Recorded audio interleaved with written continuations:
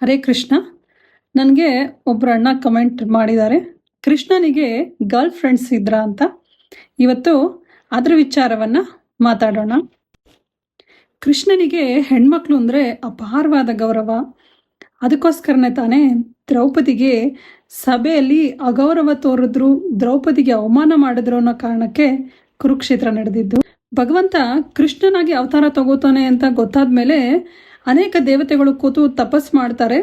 ಕೃಷ್ಣನಿಗೆ ನಾವು ಗೆಳತಿಯರಾಗಬೇಕು, ಕೃಷ್ಣ ಹುಟ್ಟೋ ಸಮಯದಲ್ಲಿ ನಾವು ಹಕ್ಕಿ ಪಕ್ಷಿಗಳಾಗಬೇಕು, ಕೃಷ್ಣ ಹುಟ್ಟೋ ಸಮಯದಲ್ಲಿ ಅವನಿಗೆ ನೆರಳಾಗಿ ನಾವು ಮರಗಳಾಗಿರಬೇಕು. ಈ ಥರ ಎಲ್ಲ ಅನೇಕ ಜನ ತಪಸ್ಸು ಮಾಡಿ ಕೃಷ್ಣ ಜನ್ಮ ತಾಳೋ ಸಮಯಕ್ಕೆ ಅವರು ಸಹ ಭೂಮಿಗೆ ಬರ್ತಾರೆ.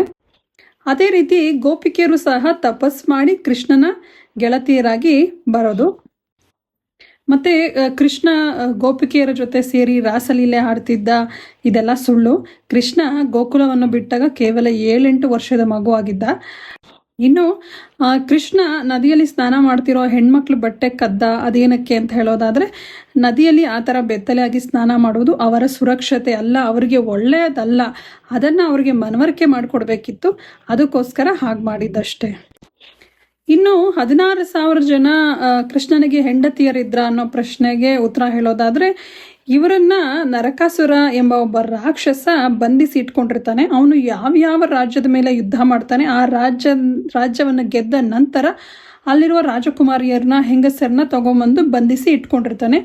ಈ ನರಕಾಸುರನನ್ನು ಕೃಷ್ಣ ಸಂಹಾರ ಮಾಡಿದ ನಂತರ ನರಕಾಸುರ ಬಂಧಿಸಿಟ್ಟಿದ್ದಂತಹ ಹೆಂಗಸರಿಗೆ ಕೃಷ್ಣ ಆಶ್ರಯ ಕೊಡ್ತಾನೆ.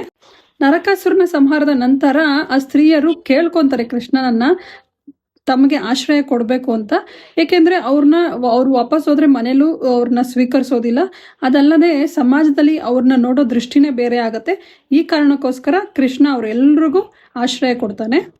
ಇನ್ನು 16,000 ಜನಕ್ಕೆ ಆಶ್ರಯ ಕೊಟ್ಟ ಕೃಷ್ಣ ಹೇಗೆ 16,000 ಜನರ ಜೊತೆ ಇದ್ದ ಅಂತ ಹೇಳೋದಾದ್ರೆ, ಕೃಷ್ಣ ಅವರೆಲ್ಲರ ಜೊತೆ ಇರೋದಿಲ್ಲ. ಕೃಷ್ಣನ ಅಂಶಗಳು 16,000 ರೂಪವನ್ನು ತಾಳಿ ಅವ್ರ ಜೊತೆ ಇರುತ್ತೆ.